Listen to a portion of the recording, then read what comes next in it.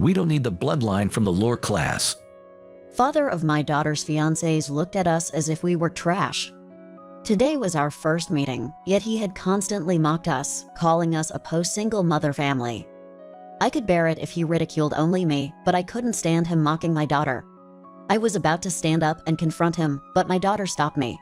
I will move my savings to another bank if you are speaking like that. The man is the head of a local bank. However, to my daughter's words, he laughed sarcastically and said, "Go ahead, do whatever you want." But half a month after this incident, his family would regret this for the rest of their lives. My name is Karen Robinson. My husband passed away when our daughter, Mandy, was in elementary school. Ever since, I've worked at a transport company and raised Mandy by myself. Mandy has started her own business and is managing it quite well. Although we live separately, we're just a 30-minute drive away from each other, so we often spend our days off together. However, lately, I hadn't seen Mandy as much. Even when I ask her out, she often turns me down, saying she's busy. Then, right when I had a hunch, she said, Mom, I want to marry a person I'm dating now. My suspicion turned into certainty, and I was thrilled. While I'd miss Manny when she gets married, I was more happy than sad. That's great news. Please bring him over sometime. And the young man Mandy brought home was truly wonderful. Hi, nice to meet you. I'm Ethan Mitchell. With a flushed face and nervousness, the young man greeted me while looking straight into my eyes. I was certain from the first look that he'd make Mandy happy. After that, the three of us had a pleasant conversation. Speaking of which, I would like to meet your parents before the engagement. When should I meet them? However, Ethan's face suddenly clouded. About that. What Ethan hesitantly revealed was quite surprising. Ethan's father is the head of a local bank and has always favored his talented elder brothers, often neglecting Ethan. Just before entering high school, Ethan left home and grew up at his uncle's place.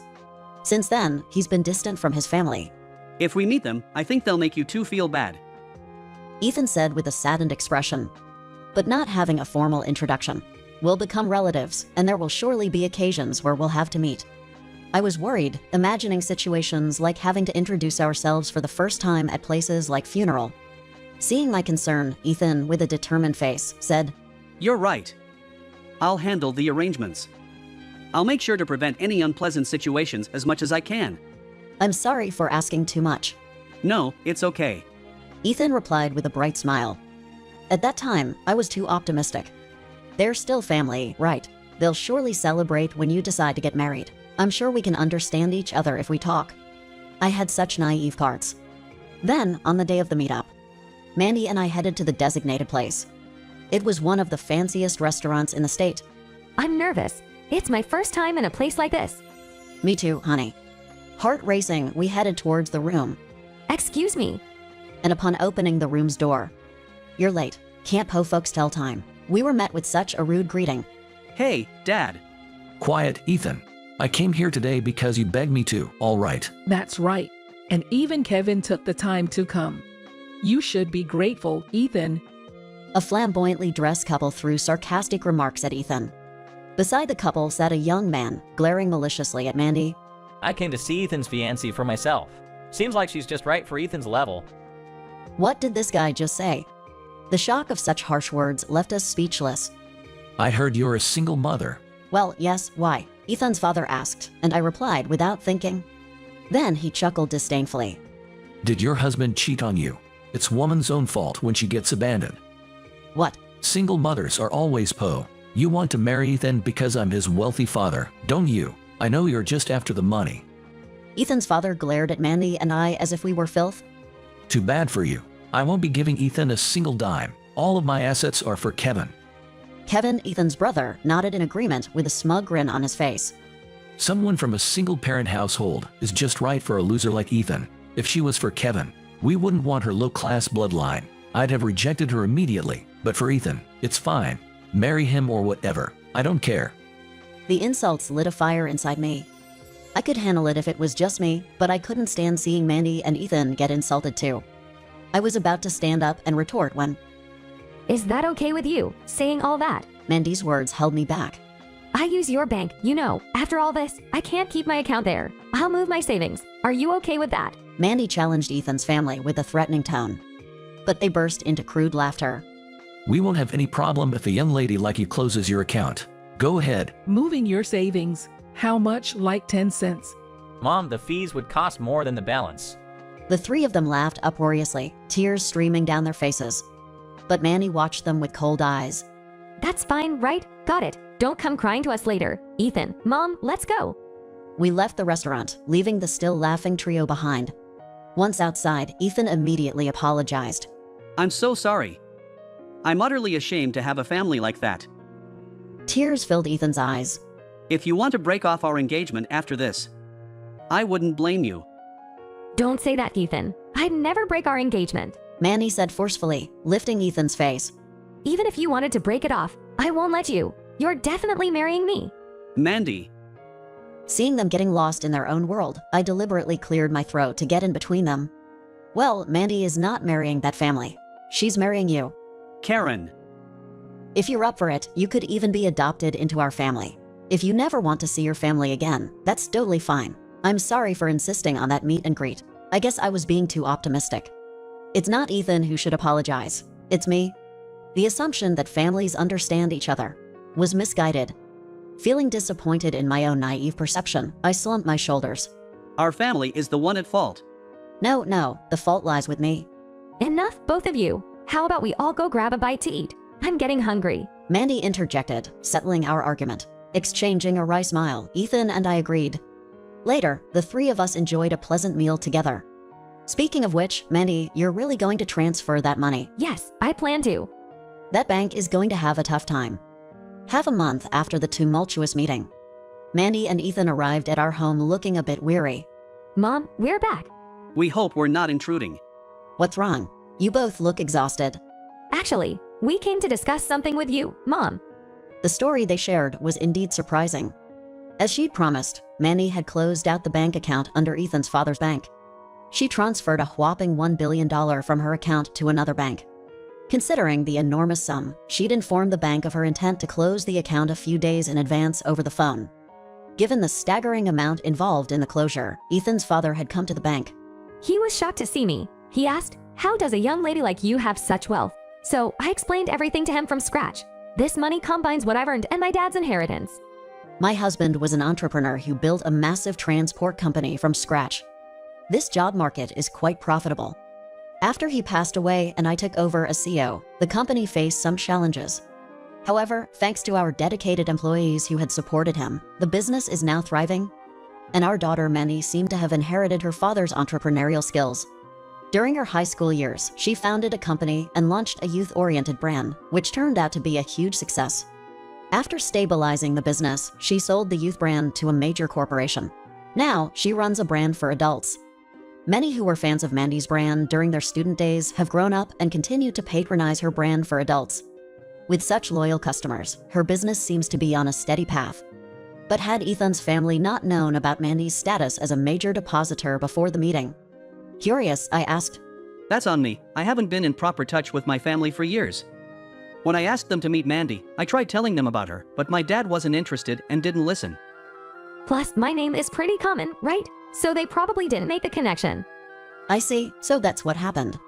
So, you successfully transferred the money. Of course, he was begging, but I closed the account anyway. Sorry, Ethan, but seeing the guy who insulted me as a young lady begging and crying was somewhat satisfying. Ethan gave a wry smile, saying it was no big deal. And actually, I'd always planned to close that account at that bank. The transfer went smoothly. Really? There's been some talk among fellow business owners. Ethan's father had been the bank's CEO for about a decade. Since he took over, it seems the bank had been making some risky moves without considering the financial strength. Consequently, the bank's financial situation had become quite strained in recent years. There were merger discussions with other banks, but knowing how the CEO is, the negotiations never progressed. The bank's situation kept deteriorating. Given this backdrop, Mandy's decision to close her account would undoubtedly hit the bank hard. My older brother is set to be the next CEO, my parents boasted proudly. But I think the bank will probably go under before he takes over. Ethan's prediction hit the mark. Just 6 months later, the bank declared bankruptcy. Even though it was a local community bank, it had a significant negative impact on many people. And then Ethan's father was arrested for embezzlement. It seems Ethan's mother and his brother are now homeless. The other day, a rather scruffy-looking man came to our job interview. It turned out to be Ethan's brother. When he realized I was the president of the company, You took in my brother, so hire me. he exclaimed unbelievably. Upon hearing this, the employees were livid and kicked Ethan's brother out unanimously. Our tough-looking driver warned him, "Don't ever show your face here again," so I doubt we'll have any more dealings with him. Ethan also received a request for financial assistance from his mother, but If you keep bothering us, I'll hire a lawyer. he threatened. After that, the contact abruptly stopped. Later on, Ethan and Mandy happily get married. Ethan became a son-in-law, and they both seem to be living together happily. Seeing them reminds me of my husband, and it fills my heart with joy. I genuinely hope they can have a blissful married life, just like my husband and I did. When I was 6 years old, my parents passed away in a car accident. I was taken in by my maternal grandmother and grew up under her care in the countryside, cultivating a small field. Although I was devastated and rarely went outside, my grandmother watched over me and took care of me patiently. We were poor, but thanks to her amiability, I managed to grow. We couldn't afford any toys, but I was content with just paper and colored pencils. I loved to draw. The rural scenery, the sunset over the sea, the starry night sky. I was never short of subjects. But the most enjoyable thing for me to draw was my grandmother. I'd never get bored of drawing her and continued it every day. Wow, Bob, you're really good at drawing. I'm so happy you're making me look so beautiful. Do you think I could be a painter when I grow up? Of course, you'll become the #1 painter in America. Her words sounded like magic to me, and before I knew it, I started dreaming of becoming an artist. But at the age of 17, during my junior year of high school, my grandmother passed away. She was in the hospital for just half a year. I was planning to attend an art school in New York, but due to financial reasons, I had decided to get a job. I wanted to work and ease my grandmother's burdens, but she was gone before I had the chance. While holding back my tears, I was sorting out her belongings. I found a box containing dozens of drawings I had made, which brought me to tears again. That's when I found a bank passbook in the box, with my name on it. When I opened it, I was shocked to see the balance, $20,000. What? $20,000? When did she? As I was holding the passbook, something fell out of it, a handwritten note from my grandmother. Dear Bob, go to college. This is my last wish. I broke down and cried out loud. I wondered how long it took her to save that amount. Thank you. I'm sorry, Grandma. Holding the passbook tightly, I continued to cry.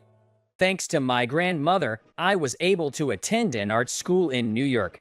I started living alone in a crummy apartment. My tuition could be covered by the money my grandmother left me, combined with a scholarship, but I had to earn my own living expenses. I found a well-paying night job at a bar. Being a country boy and not particularly affluent, I was laughed at by my seniors. It was hard to remember the names of the cocktails, but I enjoyed learning about the new world. Hey, lady, don't just take stuff without asking. The boss's voice echoed from the back alley. There was an old lady who had been picking up empty cans from the bar's trash can every night. You're going to throw them away anyway, aren't you? So what's the problem? It's really annoying to have homeless people like you hanging around every night. Who are you calling homeless? You saucy kid. Excuse me. I hurriedly stepped in between them. Hey, boss, it's fine. Just think of her as a garbage collector, okay? With a tisk, my boss went back to inside. With a sigh, I turned back to the old lady. What will you do if he hits you? Remember, loose lips sink ships. Oh, you know such fancy phrases considering being a young man. While thinking what a talkative lady she was, I helped her put the empty cans into a bag. Starting tomorrow, I'll collect these and leave them here for you every night, okay? Just take them quietly. The old lady stared at my face and said, "You're unusually kind for a young man these days." Her gentle, smiling face reminded me of my late grandmother, and a wave of nostalgia washed over me. From that day on, I started talking to the old lady every night. The boss wasn't too pleased, but I was a valuable worker who could work until the bar closed, so he turned a blind eye. Eventually, the old lady started to come during my break time. My co-workers laughed at me, saying, "Bob, you've got a peculiar fetish. Is she your type?" But talking with this old lady warmed my heart as it reminded me of my grandma. When I offered her canned coffee, the way she carefully held the can with her small, wrinkly hands, blowing on it gently to cool it down, was exactly like my grandmother. So, are you going to become a painter in the future? One day, after hearing about my past from me, the old lady asked me that question. I'd like to, but can I? It's still difficult with just a college degree.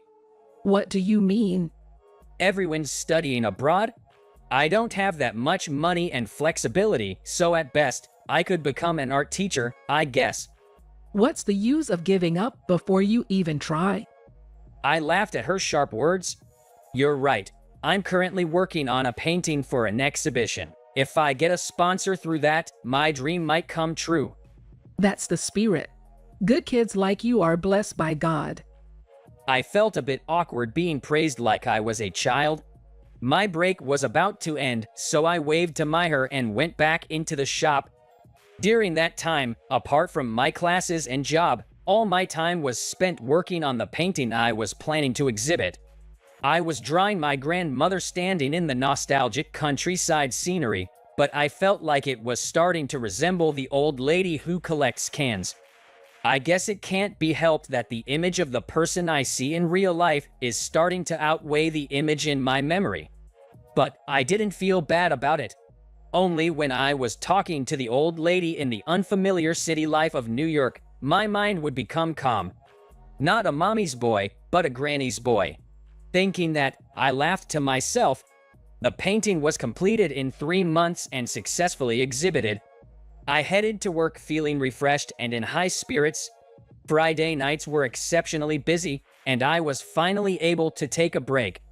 As usual, when I went out the back door into the alley, the old lady was sitting on the ground. What happened? Are you feeling ill? As I squatted down to look at her face, she looked pale and was clutching her chest. Are you in pain? Are you okay? When I hugged her shoulder, she groaned and started to lean towards me. Boss, call an ambulance. I shouted from the back door, and the boss, looking annoyed, stuck his head out and said, "Are you stupid? Just ignore her." I got angry and shouted back, "What the hell are you talking about?" And then picked up the old lady and started to run. I could hear my boss yelling at me, but I ignored him. There should be a large general hospital nearby. With my legs, trained from living in North Dakota, I ran at full speed. Seeing me rushing into the hospital with the old lady on my back, a nurse ran towards us. She was immediately put on a stretcher and taken to the treatment room. Feeling relieved, I slumped down onto a chair in the waiting area. I was drenched, and the feeling of my shirt stuck to my back was disgusting. After sitting there for a while, a woman dressed in what looked like a receptionist's uniform approached me. Are you a family member of the patient? I shook my head when asked. No, she's just an acquaintance. I see. Then we will contact her family. The woman bowed with a smile and went back inside the counter. I don't even know the old lady's name. Does the old lady even have a family? A sense of unease started to well up inside me. It was hard to imagine that the old lady who seemed to be living off collecting cans had a family. By the way, who will pay for her treatment? I didn't even bring my wallet. In any case, I thought about going back home to get my wallet and stood up. At that moment, a nurse came out of the treatment room. How's the old lady? She's fine. It seems like a minor episode. She's currently on N4 and sleeping. I see. That's good. I let out a sigh of relief from the bottom of my heart. When I told her that I needed to go back to get my wallet, the nurse said that won't be necessary. We've managed to contact her family, and her son will be here soon. Really? I was taken aback. I had assumed she didn't have a family. If her son is coming, she should be okay, I think. With that thought in mind, I decided to go back to my workplace without visiting the sleeping old lady. After that, I was fired. Well, that was obvious. I repeatedly apologized to the furious store manager, But he didn't forgive me, so now I'm looking for a new part-time job. Because of being fired from the shop, I haven't seen that old lady since then. I thought about sneaking to meet her in the back alley, but finding a new part-time job was the priority now. After all, my livelihood is at stake. I searched for job vacancies online, but I couldn't find a good one. 2 weeks had passed since I got fired from the bar. As my class ended and I was getting ready to leave, my seminar professor was calling me loudly from the entrance of the lecture hall. Wondering what it was, I approached him. Incredible, Bob. In his excited state, the professor started patting my back energetically. What's going on? Feeling somewhat unnerved by his unusual beaming smile, usually he's so stern. Your painting, the one you submitted to the exhibition. It was bought. And guess who bought it? The chairman of the Taylor Group. What? I was utterly stunned. The Taylor Group is one of the top corporations in America. Their chairman bought my painting. I couldn't believe it. And the purchase price was $100,000. The professor whispered. I thought I was going to faint. Apparently, he wants to meet you personally. We received a contact. You need to go to their headquarters next Sunday. Are you sure? Good for you, Bob. Good for you. Despite the professor's almost tearful joy, the situation didn't seem real to me. This must be a dream. If not, it's a miracle. Unbelievably, the promised day arrived and I dressed in a formal suit, heading to the headquarters. As I was looking up at the huge open ceiling, a woman as beautiful as a movie star appeared and led me to the chairman's office on the top floor. I've brought him here. Please come in. Swallowing hard, I entered the room. In the middle, there was a luxurious sofa with an elderly woman and a man in his 50s seated. As I approached, I saw my painting on what seemed to be a marble table. The woman slowly stood up and looked at me. You? I involuntarily pointed at the woman. The person smiling at me was the old who had been collecting cans. Well, are you surprised? The old lady laughed, seeming extremely pleased with the successful surprise. At what? Sorry to startle you. Please have a seat. Told by the man, I sat across from them. No matter how many times I looked, it was undoubtedly the old lady. Let me introduce myself again. I'm Helen Taylor. I'm the chairman of the Taylor Group, believe it or not. I'm her son, Dallas. I serve as the CEO. I still couldn't find my words. The chairman? The cane-collecting old lady is the chairman of the Taylor Group. We really appreciate you helping my mother. I apologize for the delay in expressing our gratitude. The CEO bowed his head sincerely. Still, I couldn't believe what was happening. Feeling I had to say something, I spoke out the thing that had wanted to know. Why were you collecting cans? The chairman burst out laughing. It must seem strange, right? I was a single woman raising 3 children amidst the chaos after World War II. I started a small shop with the money I earned from collecting cans, and that's the foundation of today's Taylor Group. So, can collecting is my lifestyle. I won't stop till I die. No matter what I say, she won't listen. We're sorry if it caused you any inconvenience, Bob. Oh, because of me collecting cans there, we were able to meet like this. The chairman laughed again. Finally, I began to grasp the situation. It was purely coincidental that I bought your painting, Bob. Saying so, the chairwoman began to speak. She went to the art exhibition because she wanted to see my paintings. However, the chairwoman, who didn't know my name, had no idea which ones were mine. While she was looking here and there, imagining which one could be mine, she was completely drawn to one particular painting. She pointed at my painting on the table and asked the chairwoman, Isn't this me? Well, yes, it might be you, ma'am. What do you mean it might be? I thought it was me at first sight. At first, I was painting thinking of my late grandmother. But along the way, it turned out to be just like you. So I guess that painting is indeed a picture of you. See, my heart trembled the moment I saw it. I wanted it so badly and did a lot of research. Then, when I found out it was your painting, Bob, I was impressed. The chairwoman showed her excitement with a clap of her hands.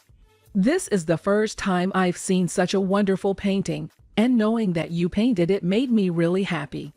Thank you. Then, it struck me. The painting was bought for $100,000. I'm happy that you like it, but $100,000 is too much. I can't accept it. It's your rightful reward. Take it and go abroad. She suddenly said that, Bob, you are talented. The $100,000 is an investment by the Taylor Group for your future. Go study more, become a fully fledged artist, and come back. The chairwoman said this with a determined look on her face, then returned to her usual smiling old lady look and continued. I may not look like it, but I have the ability to see through people. You will undoubtedly become a wonderful artist. The Taylor Group will always support you. She said and reached out her right hand. I'll be picking up cans, staying healthy, and waiting for you to come back, Bob. I gently took the chairwoman's hand. Feeling the warmth of her hand, I realized once again that this wasn't a dream. After that, I graduated from college and headed for France. With gratitude for the two important old ladies in my life, I boarded the plane, vowing to myself to become a fully fledged artist and return. The painting I made is carefully displayed in the chairwoman's office. Stop it. The CEO's wife, Mrs. Rachel, slammed the traditional sweets I had brought onto the floor. She breathed heavily, and her expression, which made her anger apparent, was intimidating. I'm sorry. The sweets scattered on the floor. The recipe I learned from my grandmother, who was skilled in making sweets, was something I could replicate very well. I felt miserable.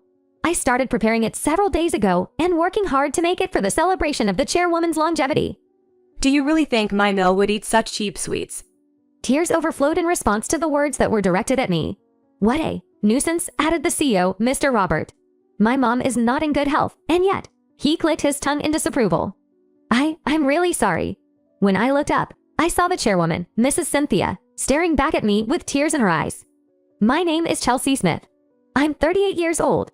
It is embarrassing to say, but I'm still single, and I haven't had much experience with men. Reflecting back, I've had a few men who cared for me, but I just couldn't move out of my house. I loved my grandmother dearly and didn't want to be away from her.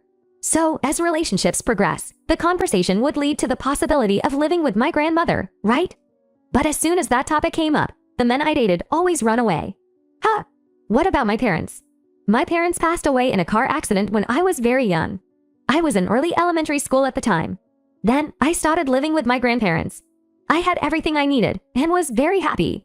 Well, stories of protagonists who suffer from mean grandparents would be more exciting, I guess. I'm sorry. I led a mundane life. Perfectly ordinary, without any particular hardship. Losing my parents was extremely sad, though. Thanks to my grandparents who dealt with me seriously, I think I was able to recover at an early stage. The story I'm about to tell happened at the chairwoman's longevity celebration. Mrs. Cynthia, the chairwoman, started living with her son and daughter-in-law, the current CEO, after her husband, the previous CEO, collapsed from a heart attack. The sudden collapse of the CEO had a significant impact on the company, and Robert, who was not only his son but also an employee, had a hard time taking over. Ever since her husband's death, the once cheerful Cynthia's face lost its smile, and she started to visibly weaken. So it became the job of the CEO's wife, Rachel, to follow in Cynthia's footsteps. What happened then? Ever since she lost her husband and her job, Cynthia had been sinking into depression. I often saw Cynthia, frail and weakening, in the neighborhood and hesitated to approach her. I didn't really have anything appropriate to talk about. I'm very unsociable, and it took a long time to get along with people in the same department. Even more so with the chairman's wife. It would be rude to speak casually. There's also a rumor in the office that Rachel is obsessed with organic food, that her meals are simple and unbalanced. It seems she's quite particular about her own lunches. If you were caught eating something like instant noodles within Rachel's sight, she'd get very upset. With such concerns, the rumors about the chairwoman were circulating among the employees along with voices of worry. A longevity celebration, is that correct? I had been called by Ms. Rachel to discuss something. It was about inviting Miss Cynthia to our office next Thursday for a party. Let's go all out and celebrate, even get catering. And to spread the word among all employees, please handle the printouts and emails. Rachel said. Do you want me to take care of the venue decorations and the catering arrangements? I asked. Oh no, that's fine. A friend of mine will take care of it. Her restaurant is really good. Rachel showed me a page from a magazine featuring a chic cafe. This place is also vegan. Vegan? That means they don't use any animal-derived products. Really? No matter how many times I read the explanation, I couldn't quite grasp it. But when I heard her saying we don't eat any meat or fish, I felt a sense of terror realizing that Ms. Rachel was involved with something unimaginable. I wondered if Cynthia would be okay. I know that having biased opinions isn't good, especially as an adult. But we've been eating these things for so long. If they were suddenly taken away from us, wouldn't it upset the balance inside our bodies? No, veganism does exist, so I guess you could survive. It seems there is always a world unknown to me, no matter how old I get. Despite my anxiety about Rachel's long life celebration, I went on with my work. The next day, I posted the long life celebration announcement on the notice boards on each floor, and then sent out an email to all employees. Being in the General Affairs Department, which also doubles as a jack of all trades, a task or two like this was a piece of cake. Are you going to bring anything to celebration? My colleague, John, asked, and I found the piece that had slipped out of my mind. I'll play it safe with a handkerchief, said John, pouting his lips. I have to go to the department store over the weekend. He seemed a little reluctant. As for me, in a company mostly comprising women, I felt like they received many small gifts. I don't want to give the same gift as others do. I racked my brain for a good idea and decided to make traditional sweets my grandmother taught me. She didn't own a shop, but she had a fair number of fans who loved her traditional sweets, and many people came to her house just to get them. My grandmother, who was good with hands, was not only good at making traditional sweets, but also knitting, embroidery, and was truly admirable. I was rather clumsy. But still, I loved making traditional sweets with my grandmother on weekends. Brewing and drinking tea with my grandparents after the meticulous work of making the traditional sweets. Even now, when I think back on it, it's the warmest memory. When I got home from work and before I started cooking, I pulled out a notebook where I compiled the recipes my grandmother taught me. Which one would be good for Cynthia? Since it's summer, something refreshing would be nice. With every turn of the page, my clumsy handwriting and the illustrations of the completed sweets drawn by my grandmother tugged at my hot strings. Oh, I miss Grandma. My grandmother was very kind. Even when I couldn't do the decorations well, she patiently taught me. She sincerely engaged with everything I wanted to do until I was satisfied. The next day, I finished work early, so I went to a grocery store to get the ingredients for the traditional sweets and made a prototype. I did a better job than I expected, and I couldn't wait for the day to give it to Cynthia. The celebration party started on time, and Cynthia, the guest of honor, was brought on stage, and Rachel gave the opening speech. As I gazed at the catering, a few of the female employees muttered complaints. I wanted to eat meat. While it was popular with the women, the men seemed unsatisfied. Still, several male employees piled up their plates saying, "It seems healthy." Soon after, it naturally transitioned to giving presents to Cynthia. Looking at the line, it seemed about 40% had brought something. Cynthia opened the gifts in front of everyone and thanked each one personally. This is something my grandmother taught me, I said nervously as I handed over the traditional sweets, and Cynthia's fluffy white hair bounced happily. Hey, what is this? But it seemed Rachel was different. She snatched the box of traditional sweets from Cynthia and threw it on the floor. Everyone was baffled at first, but when a bystander nearby let out a small scream, all attention was drawn to the scene. Don't give her such a thing. Stop it. I just stared at the sweets scattered on the floor. How could you let my mother eat this? Robert, who had heard the commotion, rushed over. What happened? She was giving your mother traditional sweets. Homemade ones. Homemade? There's no way my mother would eat such commoner sweets. Robert laughed. I crouched down, starting to pick up the sweets, muttering I'm sorry. Cynthia was the one who raised her voice. You people. She crouched next to me and began scooping up the bean paste that had fallen to the floor. Mill, this is disgraceful. Please stop. Rachel tried to help Cynthia up, grabbing her arm. Please stop. Enough is enough. Cynthia's words made Robert and Rachel turn pale as they tried to soothe her. What's happening? Why are you all shouting like that? This young woman's grandma's my dear friend. She saved my life. And you treat the traditional sweets she left behind like this. Tears streamed down Cynthia's cheeks as she shouted. Rachel, holding onto Cynthia's arm, tried to calm her down. Mill, please calm down. Okay. But Cynthia shook off her hand vigorously, saying, let go of me. I'm old, and I've put up with a lot because I'm relying on you guys, but I've reached my limit. I will do what I want. Mom, calm down, okay? I'm sorry about the sweets, okay? It's not so simple to forgive. Cynthia remained resolute. Then Cynthia went back on the stage and switched on the microphone. I'm not rejecting healthy meals like the catering my daughter prepared today, but I declare, I'll eat what I want, and I'll drink what I want. I'll do whatever I want. Just because I'm getting on in years doesn't mean I should live a dull life. My life should always be exciting and adventurous. That's how I want to live. When Cynthia finished, she breathed heavily, and the scattered applause gradually grew louder. I apologize once again. After the party, she called out to me as I was about to leave. The traditional sweets you gave me was treated like that. I finally managed to express my feelings. Thank you. I didn't do anything. Cynthia held the damaged box that held the sweets tightly. The moment I saw this, I thought it was like what Emily used to give me as a gift. Emily was always on my side. Whenever I was going through a tough time, Emily would always make me traditional sweets. You have no idea how much it supported me. This time too, Emily, and you gave me courage. I had no idea you and my grandma were close. Cynthia smiled gently. Please make the sweets a guy, she asked me, her eyes welling up with tears. I sat in front of the home altar, reporting the events of the day. Why didn't you tell me you were friends with Cynthia? I was very surprised. Apparently, Cynthia kept it a secret because she thought I might act overly formal if I knew we were acquainted. Besides, you're very diligent and thoughtful. If you knew Emily and I were friends, you might think you got the job because of connections, not your abilities. Cynthia had laughed. True. Now I can handle my job, knowing their relationship doesn't bother me. But if I had known that when I still made a lot of mistakes and had to learn the ropes, I might have been overwhelmed by feelings of self-blame, thinking that I caused trouble for the company by getting in through connections and possibly being crushed by guilt. Life works in mysterious ways. Grandma, I think I'm going to try making traditional sweets again. I was excited to make them after a long time. Maybe one day I'll make some that I come up with myself. I wonder if Cynthia would like it. The recipe book, handed down from my grandmother, looked well used, the cover worn and weathered, seeming to reflect the years it had seen. Please keep watching over me, everyone. It's okay. I'm doing fine. Don't worry. After finishing telling Today's event with a smile, I headed to the kitchen to start making snacks. I'm still thirsty, so I'm gonna drink a beer in the fridge. I'm off tomorrow.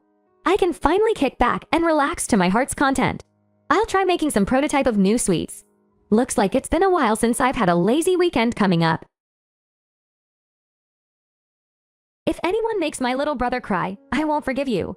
Almost all of my childhood memories feature my sis, Sharon, who is 5 years older than me. When I was young and weak, I was often bullied and ridiculed by the neighborhood kids, called names like Skinny. Whenever I came home crying, Sharon would get as mad as a hornet, broom in hand, and chase the neighborhood bullies around with a face that could scare a demon. She, covered in dirt and scrapes from all over, would always say this with a proud stance and a broom over her shoulder. I'll always protect you, Terry.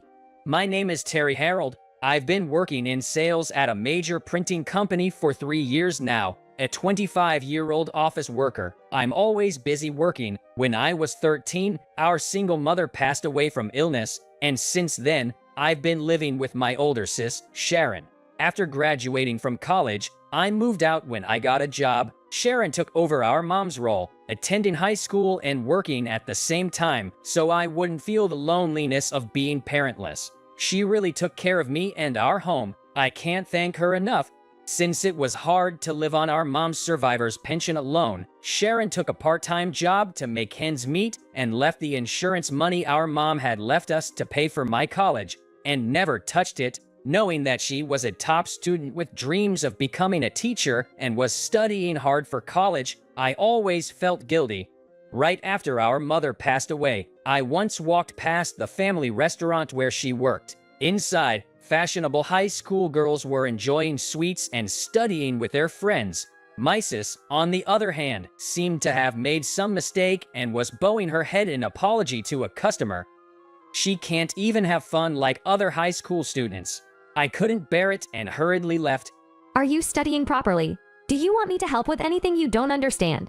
When she came home from her part-time job and said that while peering at my desk, I snapped, "Didn't you have dreams of becoming a teacher? You should go to college. Quit your job." She, who had been looking at me in surprise, said, "My greatest wish is to help you become a successful adult. Don't worry about anything and just study hard." Then she gently stroked my head. I was so moved that I couldn't stop the tears from flowing. We weren't wealthy even when our mother was alive, so we were used to being poor. But life after our mother passed away was even worse. Sharon would only buy clothes for me. I think this will suit you, Terry. Try it on. She smiled up at me, and her clothes had holes mended here and there. When I told her to buy clothes for herself, she'd laugh and say, "I have nowhere to wear them to." Her specialty, stir-fry, was the only dish on my plate that contained meat. Whenever I tried to put meat on her plate, she'd refuse, saying she was on a diet. Despite her claims of dieting, she had a supermodel-like figure without an ounce of fat. One day, a classmate of mine stopped by our house to borrow a book on his way home from school. Sharon welcomed my friend and served macaroni cheese for dinner. When my friend tilted his head and said, "What's this?" I was internally panicking, but it was too late. "We use more milk than cheese. It's delicious. Enjoy," she said with a smile. The next day, the guys in my class started calling me Milk. I just let them talk and didn't pay them any mind. But a few days later, an incident occurred on my way home from school. As I was walking alone, 3 of my classmates chased after me from behind. Mr. Milk, let's walk home together, huh? LOL. What's for dinner today, eh? It's a cup of milk. Eat a lot. They ridiculed me and gave me a hard time. I was so annoyed and turned around. "Hey!" Just as I was about to grab one of them, Sharon appeared in front of me. "Sharon," she stood there calmly and spoke. I'm sorry, Terry. It's because of me. But don't bother with these losers. Then she turned around and showed them a video on her phone of us just now. Are you guys idiots? Doing this sort of thing? You want to throw your future away. Their parents will cry. We winded you. My classmates faltered. She let out a dramatic sigh, leaned into the trembling guys, and spoke. Please be nice to my little bro, or else you'll be in big trouble. Her eyes, already narrowed even further, instilling fear. Guys hurriedly responded, "We're so sorry," and quickly ran off. I just laughed out loud, looking at Sharon, thinking I'll never beat her.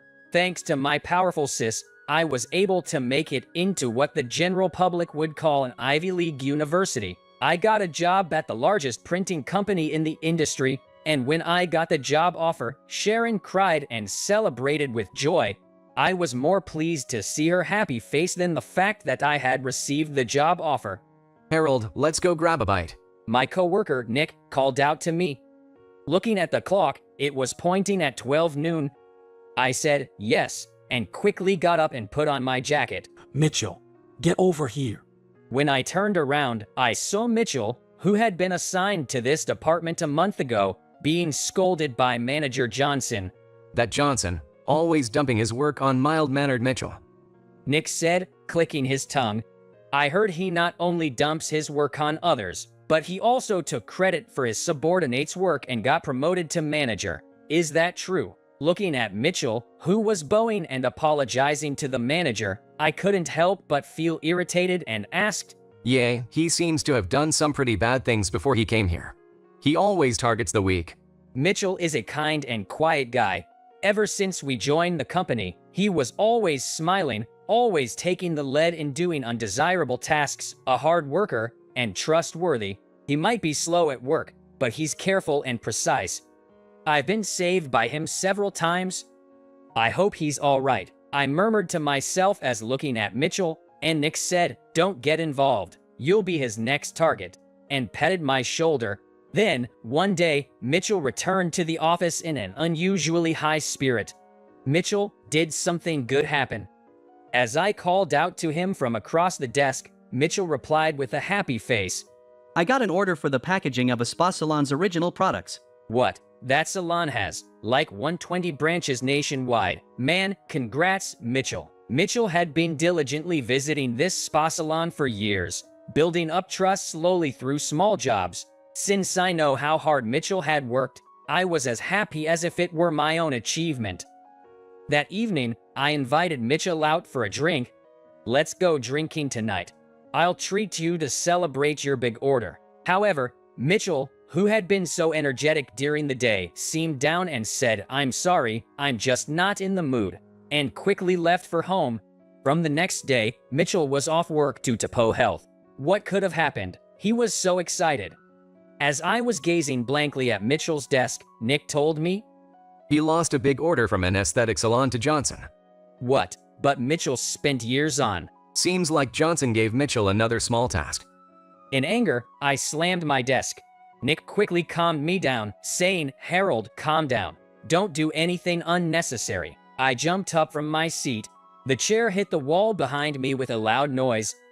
Shaking off Nick's hand that was trying to stop me, I walked briskly toward the manager's desk. "Manager, is it true that you took the spa salon job from Mitchell?" I shouted so loudly that it echoed through the office. Manager Johnson, removing his glasses, said, "What's the meaning of this, Harold? Answer me. Did you take Mitchell's job?" I yelled at the manager, leaning on his desk with both hands. I did not steal it. Mitchell said the task was too much for him and asked me to take over. You're too rude. He, red-faced, stood up and yelled back, banging on his desk. "Liar. Mitchell spent years getting that job. He was so happy, he would never say something like that. You're just a useless hyena who can only dump your work on others and steal their work." He stood up, his face bright red, wincing and shaking, and shouted, "Harold, you'll regret this. Get the hell out of here." Immediately, Nick rushed over, apologized, and forcibly took me to the break room. He gave me a glass of water. "Harold, what on earth were you doing? He's still your boss." "Well, you're not wrong about what you said. But still, be careful from now on. He's going to try to crush you." "I'm ready for it." I said that and drained my water in one gulp. 1 month later, I had arranged to have dinner with Sharon on this day. I made a reservation at an Italian restaurant that she loves. Sorry. I got caught in an annoying phone call right as I was leaving. She sat at the table and looked at me curiously. Have you lost weight? You're not eating properly because you're living alone, right? That's not true. I've just been a little busy recently. What do you want to eat? Don't hesitate to order. It's on me. I spread the menu out cheerfully and showed it to her. This is quite a nice restaurant. Do you come here with your girlfriend? She asked me as if teasing, while looking at the menu. I don't have a girlfriend. What about you? Do you have a boyfriend? Yes, I do have a boyfriend. What? Who is he? Are you going to marry him? Oh, stop it. I'll introduce him to you soon. She said shyly and hid her face with a menu. I felt a little complicated. Of course, I want her to be happier than anyone, but I also felt a little lonely. Glancing at her, I saw a clover pendant swaying on her chest. It was something I bought with my saved pocket money at a street stall as a memento for her 20th birthday. Are you still wearing that? Doesn't suit a 30-year-old woman. I'll buy you a new one. As I said that half embarrassedly, she replied, "Leave me alone. I like it," and gently stroked the pendant. I felt a little embarrassed again. After a delicious meal and sipping on a well-paired wine and talking with her for the first time in a while, my tired heart felt a little more energized. It's okay. I can keep going from tomorrow, I told myself over a glass of wine. Then suddenly she leaned over and asked, "So, what really happened?" "Huh?" Terry, your sis isn't blind. She stared into my eyes and said, I couldn't hide anything from her. Since that incident, I had been harassed in various ways by manager Johnson at the company. Ignoring me was a given. I was isolated in the document room and made to organize documents. I was forced to make a huge amount of unnecessary documents, and when I submitted them, they were thrown in the trash in front of me saying I don't need it anymore. From washing the company car, distributing flyers for customers in front of the station, I was hardly allowed to do any decent sales work, and a month was about to pass.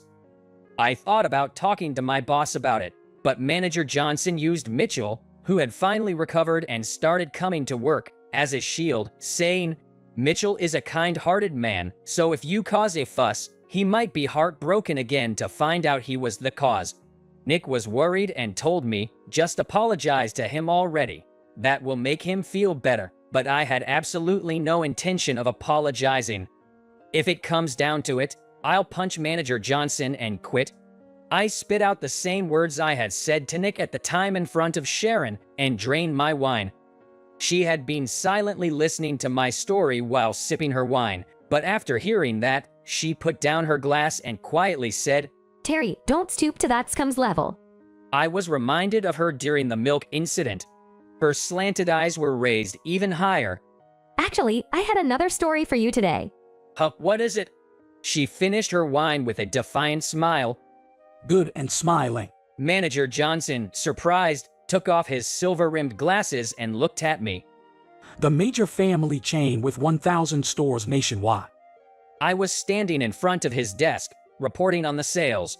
The manager pondered for a moment and leaned forward, asking me excitedly, when did you start dealing with them? They contacted me. I've handled a few small, sudden tasks with tight deadlines for them in the past. I was around quite often, so maybe they felt sorry for me. They contacted me this time. May I take charge of this? He suddenly changed his attitude and said in a sweet voice, Harold, you seem a little worn out recently, so you should take it easy. No, I'm fine. Besides, they specifically requested me to. Enough. I'll handle this matter. You back off and assist. I'll let you prepare the materials for the negotiation. Get back to work. Interrupting my words, he turned his back to me swiftly. His back seemed to silently taunt me with, now I'm surely up for a promotion. Ha. On the day of the meeting, as I was about to leave with Manager Johnson, Mitchell came up to me with some documents. I don't know if this will be of any use. What he handed me was a document comparing promotional goods from about 100 specialty dessert shops across the country. It was something he had gathered over many years. I thought this might come in handy. I used to visit dessert shops across the country, both as a hobby and to gain practical knowledge. It might give you some insights on how to differentiate from other shops. Mitchell, this is really precious. Thank you. I'll make good use of it. I thanked him and headed to the negotiation. Waiting nervously in the conference room of the Good and Smile Inc. headquarters, Manager Johnson and I sat down. The promotion manager on their side is a young woman. She might be easy to sway on this case, huh? He said with a chuckle. Just then, the door opened and a woman appeared. I apologize for keeping you waiting. We got up and said hello. Idiot. The person you said was easy is my sis. I looked at Sharon and yelled inside my heart. She got a job at a diner where she used to work part-time after graduating from high school. After working for 6 years, she passed a promotion exam and became a store manager. Her hard work and innovative ideas led to a significant increase in the diner's sales. As a result, she was promoted to the head office, where she now works as a promotion manager. She often told me that the effort she put in as a manager is now helping her in her current job. I realized and knew how great Sharon was when I started working, and I really respected her passion for her work. Although I'm her younger bro, she always carried herself like a successful businesswoman, and she looked especially cool today, which made me proud. We're in charge of your company. I'm Johnson. Nice to meet you. Manager Johnson greeted her with a modest attitude. Isn't Harold in charge?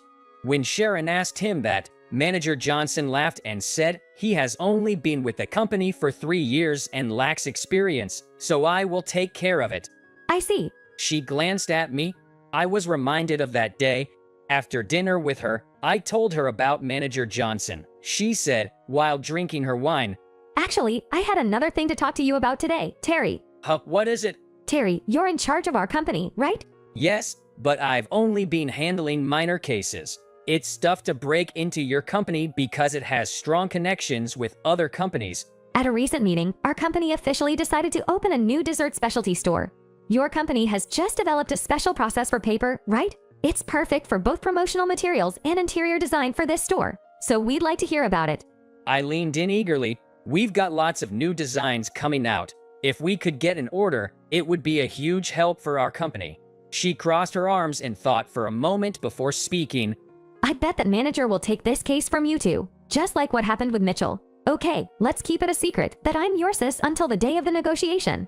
Why? Just wait and see. I'll expose his true colors. She chuckled. We exchanged greetings and made small talk. Until then, Manager Johnson had been behaving like an enthusiastic manager, skillfully engaging in conversation. However, when the negotiation began, he quickly became quiet and passed everything on to me. It was clear that he doesn't know about our company's products and is just trying to gloss over his lack of knowledge. I'm concerned about the durability of plant-based products. Manager Johnson, could you explain? When Sharon asked that, he again said, "Harold will explain," and passed it to me. Just when I was about to start explaining, she said with a frustrated look, I asked you, Manager Johnson. You haven't answered any of my questions. Do you know nothing about it? No, that's not the case at all. It's about dividing roles. Harold, explain it quickly. Isn't she angry because you're dilly-dallying? Don't disgrace me. He said this, sweating bullets while prodding me. No more, thanks? She said flatly. Then she looked at me and said, "Terry, I'm surprised you can work under such a boss." Sharon. Manager Johnson looked back and forth between us with his mouth opening and closing like a goldfish. Terry, your sister. Sharon stood up and bowed. Thank you for always taking care of my brother. I am Terry's sister. He hastily stood up from his chair and addressed me. Harold, you should have told me about this in advance. I'm sorry, she said she would introduce herself during the meeting. Manager Johnson, I heard you snatched the work your subordinates struggled to get and made it your achievement, and you got promoted to section manager. It's unbelievable for an elite. Sharon said with a sarcastic smile. Then Manager Johnson retorted, I don't need to hear that from a high school graduate like you. A friend of mine from the restaurant industry happened to work with you and told me a lot. Don't preach to a university graduate elite, acting so pompous while you were just a restaurant manager. I was infuriated and confronted him. Hold on a second. My sister, she gave up on going to college for my sake. Ever since our mother passed away, she has been like a parent to me, working all the time during her prime years. Terry. After she became a manager, she spent sleepless nights studying several languages. She has studied so hard that she can communicate with foreign tourists who come to the restaurant, and that led to a significant increase in the number of foreign tourists. She thought of all kinds of strategies, negotiated with the headquarters, went out on foot, and worked tirelessly. She has come this far by putting in a lot of effort. She's much more amazing than you, who can only snatch your subordinates' work. I said this while shaking with anger. Manager Johnson said, looking at me with a mocking attitude, it's common for a subordinate to be a stepping stone for their boss. If you don't like it, you should get promoted yourself. What the hell are you talking about? As I was about to grab him, Sharon stopped me and said, thank you, Terry. I was very happy that you defended me. But it's okay now. She picked up the cell phone that had been turned over on the table. Sharon, looking at the cell phone, it seemed to have been on a call the whole time. Then she spoke into the phone. Did you hear that? Please, come in. Manager Johnson looked pale and said, What's going on? After a while, the conference room door opened. What? Why are you here? To my surprise, our boss, Sales Department Manager Merritt, came in. Manager Merritt. Manager Johnson stumbled and fell on his butt. What a pathetic sight, Manager Johnson. The mask of the elite employee has come off. Manager Merritt stood in front of him and looked down at him with a pitying expression. Then, squatting down in front of him, Manager Merritt put his hand on Johnson's shoulder and said, I couldn't believe it when I heard from Sharon. But you were really such a person. If you keep doing this, you will lose your subordinates' trust, and the organization itself won't be able to function. You lack awareness as a manager. Start over from a sales office in the countryside. Manager Merritt, please, not that. He was forcibly made to stand by the subordinates of Manager Merritt who entered, and he left the room. I met Mr. Merritt at the time of my restaurant. He used to come to my restaurant as a customer almost every day. At that time, he had just become a manager, and I also had become a restaurant manager. So we started talking about our work troubles and complaints. Before we knew it. She said this while looking at Manager Merritt. So the person you're dating is Manager Merritt. The two of them awkwardly looked at each other. Manager Merritt said to me in a sincere tone, sorry to surprise you. I was planning to greet you properly at another time, but I wanted to take this opportunity to express my feelings. I'm thinking of marrying Sharon. Can you give us your blessing? Startled, I stammered, blessing. If she chooses you, I have no objections. Please take care of my sister and bowed my head. The issue with Manager Johnson is due to my lack of management. I'm truly sorry. You don't need to worry about Mitchell. I'll handle it appropriately. Mitchell's face surfaced at his words. Sharon returned Mitchell's materials as she spoke. Please tell Mitchell that these materials were very helpful. Thanks to them, I've come up with an idea to differentiate ourselves from other companies. Not just Mitchell, but Nick was worried about you too. Apparently, he intended to expose Manager Johnson's harassment and gather evidence to help you. With that, he gave me a smile. Nick, I was a little surprised by the uncharacteristic action of him, who usually avoids trouble, but I felt warmth in my heart. We have a good team. Let's continue working together to do great work. He tapped my shoulder as he said this. Yes, I nodded with resolve. Sharon saw me off to the lobby as I left. I'll have the documents ready by our next meeting. Good, I'll be counting on you, Terry. She called out to my retreating back. No need for your big sister to protect you anymore. Huh? When I turned around, she had a lonely look on her face. After all, you have plenty of people around you who care about you, don't you? Sharon. You even protected me earlier. I knew it all along, but you've grown up. She had tears welling up in her eyes. It's a strange feeling, happy and yet sad. Then she wiped the tears that had fallen and said with a smile that looked just like our late mother. Thanks to you, I've been able to get this far. Ever since Mom passed away, you've always been by my side. Thank you. I'll be counting on you from now on. That's my line. Thank you for always taking care of me. I tried not to cry, but it was no use. Memories from my childhood flooded back. Be happy with Manager Merritt, I said in a choked voice, then turned my back on her. Yay! I heard her tearful voice behind me and walked on, looking up so my tears wouldn't fall. By the time I stepped outside, the sun had considerably set. The setting sun shone beams of farewell light through the gaps between the skyscrapers. I took a big, deep breath and started walking slowly. When I get back to the office, I'll invite Nick and Mitchell out for a good drink tonight. Before I knew it, my pace quickened and I panted as I walked through that light-dyed cityscape. And then, pushed on by the warm light, I found myself running without realizing it. All of my peers have their own families. What's left of me, who has no wife or kids, if you take away my job?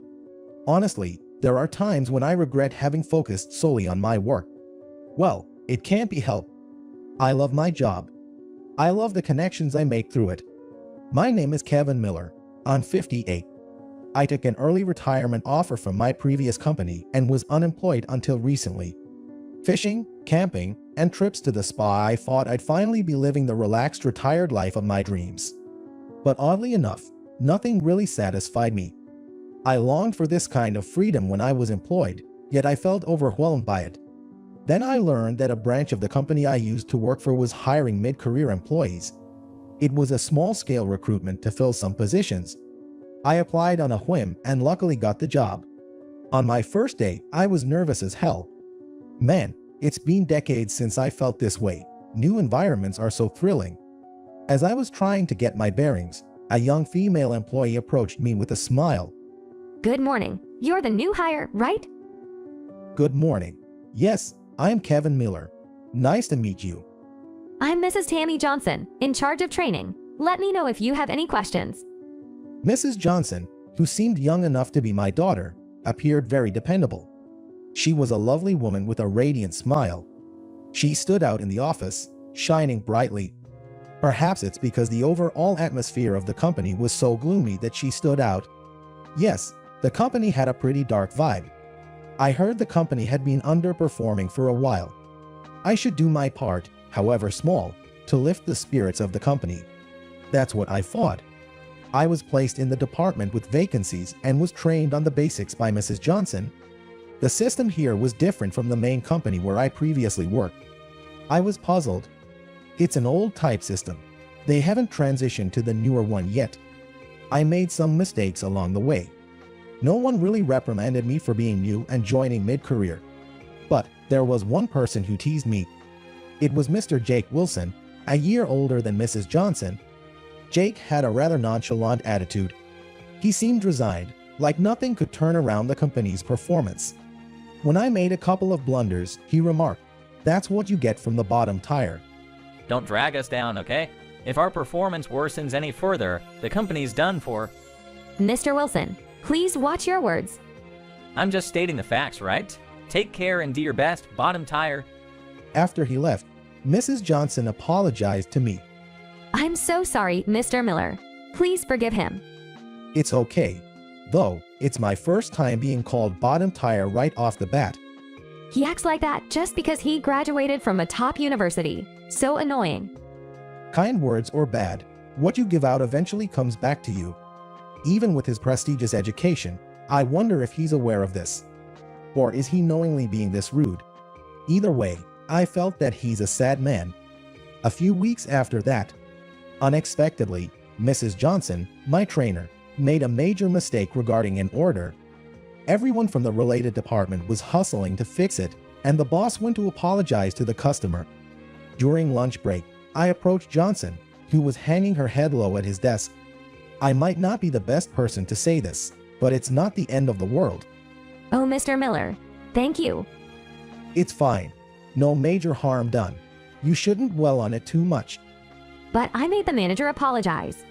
That's what management does. They apologize and protect employees. It's part of the job. But it was an important client. I've discredited our trust with them. Mrs. Johnson. Exactly. She should reflect more on it. Suddenly, Mr. Jake Wilson's sarcastic words made Mrs. Johnson's shoulders shake. Because of that, our work became harder. What are you going to do about it, huh? I'm sorry, Mr. Wilson.